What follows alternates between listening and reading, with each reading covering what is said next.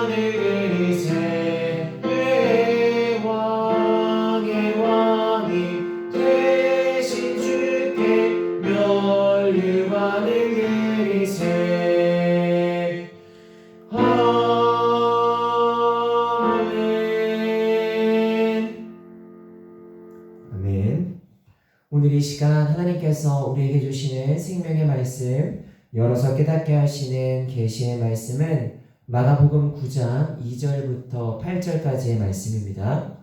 마가복음 9장 2절부터 8절까지의 말씀입니다.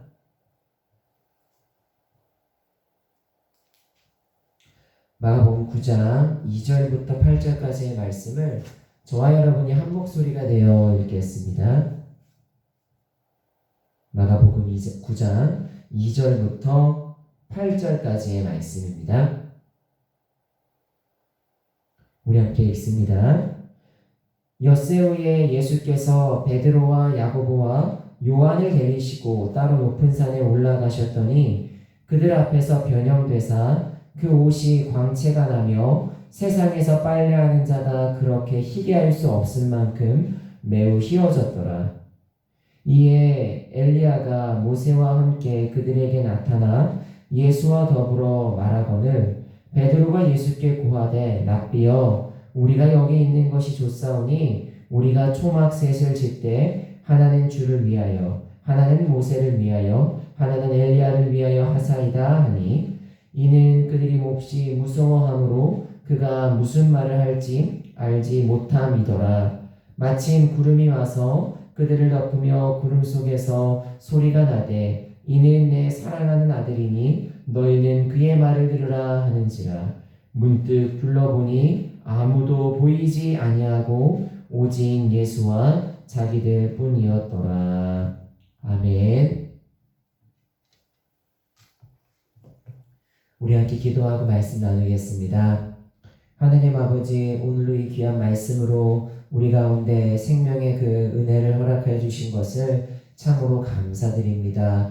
하나님 아버지, 이 말씀을 듣는 자와 전하는 자 모두가 하나같이 온전히 주님 앞에 굴복하고 순종하는 마음으로 서게 하셔서 이 말씀을 삶 속에서 온전히 드러내고 나타내어 하나님을 영화롭게 해드릴 수 있게 성령님 도와주시옵소서. 우리를 통해서 큰 영광 받으시기를 간절히 원하옵고 이 말씀을 우리에게 허락하여 주신 예수님의 이름으로 기도합니다. 아멘. 예수님께서 베드로와 야고보 그리고 요한과 함께 높은 산에 오르셨습니다. 그날은 예수님께서 자신의 고난과 죽음을 제자들에게 예고하신 날로부터 엿새가 지난 날이었습니다. 그렇게 오른 산 정상에서 예수님께서 시내산에서 그 모세의 모습을 연상시키시듯이 찬란한 광채를 내뿜으시며 영광스러운 형상으로 변화되셨습니다. 하나님께서 고난받는 구원자 예수님 안에서 자신의 그 영광을 나타내신 것입니다. 이처럼 영광스러운 형상으로 변화되신 예수님께서는 어디서 갑자기 나타난 엘리야와 모세와 함께 대화를 나누셨습니다. 이때 나타난 엘리야와 모세는 과거에 이스라엘 백성들에게 구원의 길을 안내한 위대한 구원자이자 동시에 예언자입니다. 제자들과 1세기 당시의 이스라엘 백성들은 신명기 18장 18절과 말라기 4장 5절 말씀을 근거해서 먼 미래에 모세보다 뛰어난 구원자가 나타날 것인데 바로 그 메시아가 선사할 구원의 길을 엘리야가 예비할 것이라고 믿었습니다. 그러므로 영광스럽게 변화되신 예수님 곁에 엘리야와 모세가 서 있는 장면은 예수님이 성경이 예언하고 있는 바로 그 구원자라는 사실을 보여주는 것이었습니다. 그러나 자신들의 그 눈앞에 펼쳐진 신비한 현상에 놀란 제자들은 자신들이 그 본 광경의 깊은 의미를 깨닫지 못하고 큰 영광에 압도당해 횡설수설하며 예수님과 엘리야 그리고 모세를 위해 초막을 짓겠다고 말했습니다. 그 순간 구름이 예수님과 그 자리에 있던 3명의 제자들을 따뜻하게 둘러덮더니 그 속에서 하나님의 음성을 들려주었습니다. 이는 내 사랑하는 아들이다. 너희는 저의 말을 들으라. 사실 전에도 하나님께서 예수님을 사랑하는 아들로 부르시며 내가 기뻐하는 자라고 말씀하신 적이 있습니다. 이 말은 단순히 하나님께서 아들 예수님을 사랑하고 기뻐하신다는 뜻이 아닙니다. 이사야 42장부터 그 이후에 나오는 말씀들을 살펴보면 하나님께서 사랑하고 기뻐하는 자가 바로 고난받는 구원자 메시아를 의미한다는 사실을 확인할 수가 있습니다. 쉽게 말해 하나님께서 제자들에게 예수님의 그 정체를 고난받는 구원자로 바르게 교정하여 알려주시며 앞으로 고난의 길을 걸어가야 할 예수님을 그 임재의 구름으로 포근하게 끌어안고 격려하고 계신 것이었습니다. 이후 희뿌연 구름은 거치고 엘리야와 모세는 제자들의 그 시야에서 사라졌습니다. 제자들의 눈앞에 보이는 것은 오직 다시 평소에 익숙한 모습으로 돌아오신 예수님 뿐이었습니다. 이때 예수님께서는 제자들에게 자신이 죽은 자 가운데서 다시 살아날 때까지 그들이 본 이 놀라운 광경을 사람들에게 알리지 말라고 당부하셨습니다. 그 이유는 예수님께서 영광스럽게 변화되신 사건은 앞으로 일어날 부활의 영광을 미리 보여주는 사건으로서 오직 십자가의 고난을 거친 이후에만 온전히 이해가 되고 십자가의 고난을 통해서만 완전히 성취되는 영광이기 때문입니다. 사랑하는 성도 여러분, 변화산 위에 서신 예수님은 고난받는 구원자이십니다.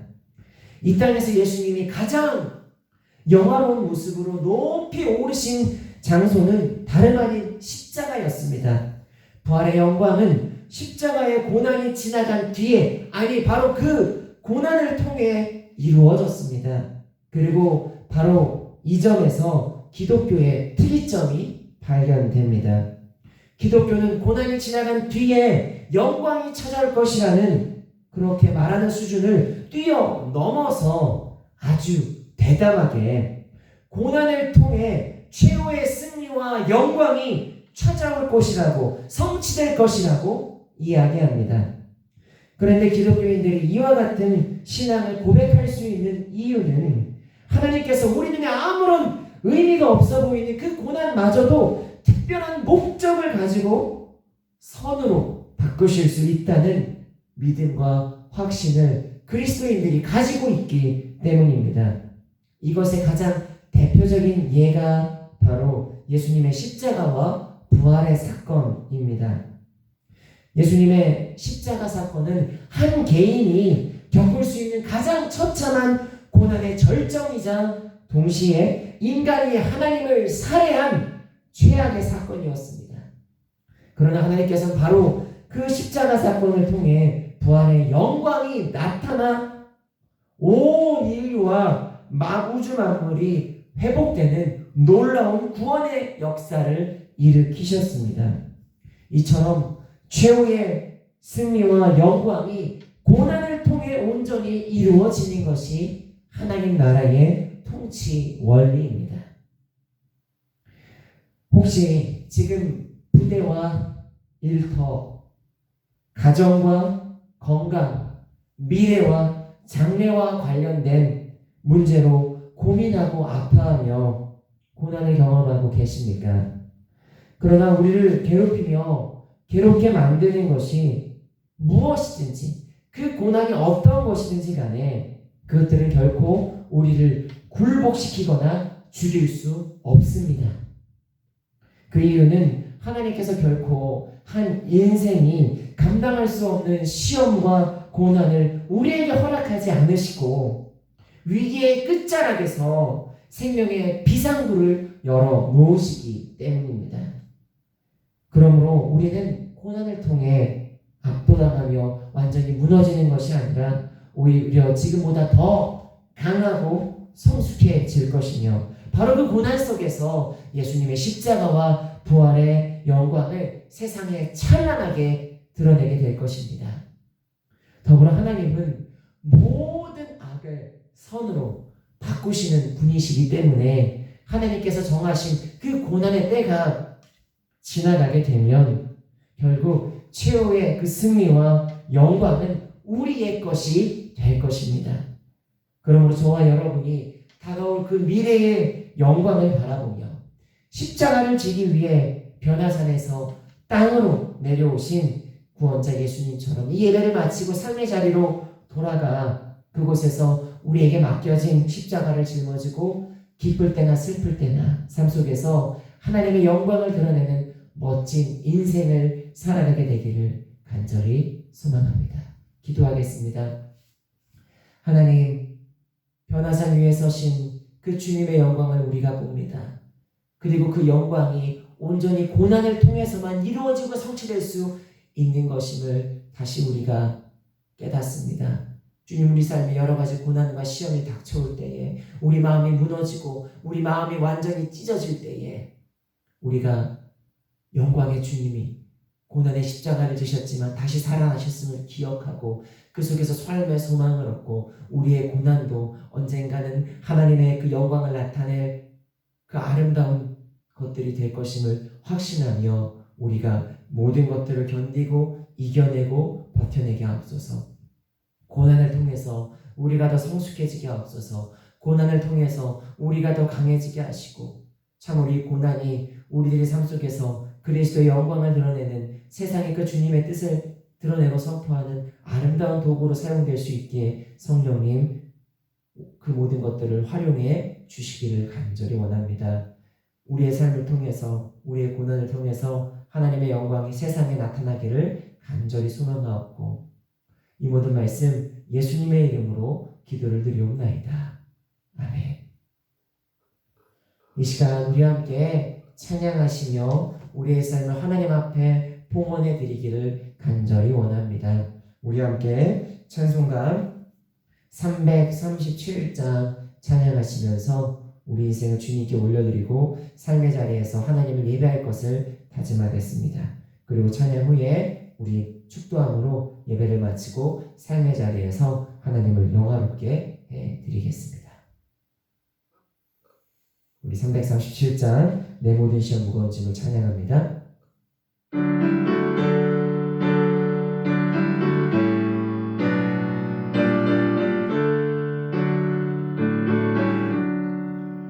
내 모든 시험 무거운 짐을 주 예수 앞에 아뢰이면 근심에 쌓인 날 돌아보사 내 근심 모두 맡으시네.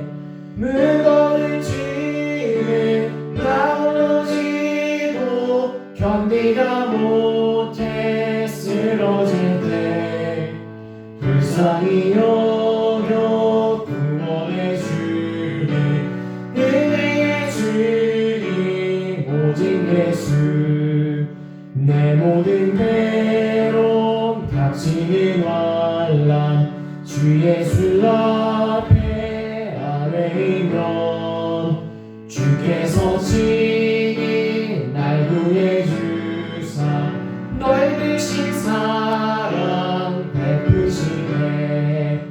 무거운 짐을 나 홀로 지고 견디다 못해 쓰러질 때 불쌍히 여겨 구원의 주님 은혜의 주님 오직 예수 내 짐이 점점 무거워질 때 주 예수 앞에 아뢰이면 주께서 친히 날 구해 주사 내 대신 짐을 져주시네.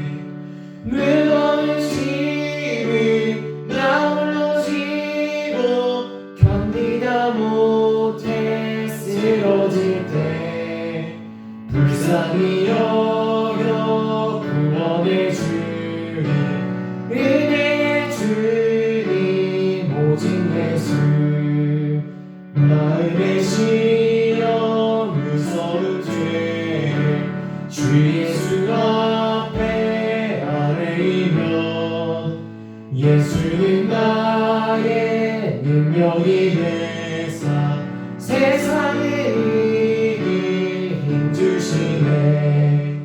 무거운 짐을 나 홀로 지고 견디다 못해 쓰러질 때 불쌍히 여겨 구원해 주는 은혜의 주님 오직 예수.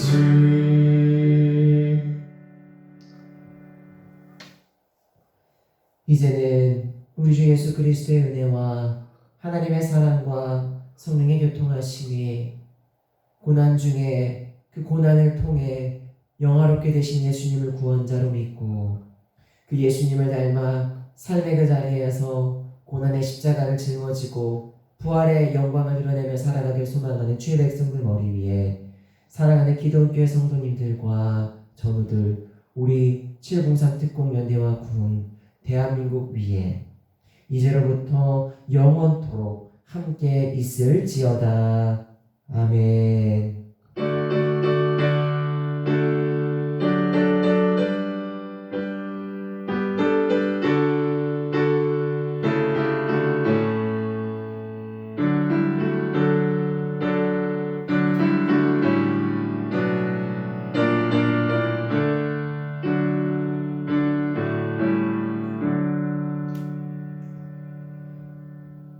예배를 마쳤습니다. 이 예배 이후의 삶이 우리에게 훨씬 더 중요한 줄로 압니다. 한 주간의 삶 동안에도 하나님의 그 은혜가 우리의 삶에 가득 넘치기를 소망하고 우리 성도님들 늘 몸과 마음이 주님 안에서 안녕하시기를 기도합니다. 이번 한 주도 승리하는 인생, 십자가의 영광을 나타내는 복된 삶 살아가시기를 간절히 축복합니다.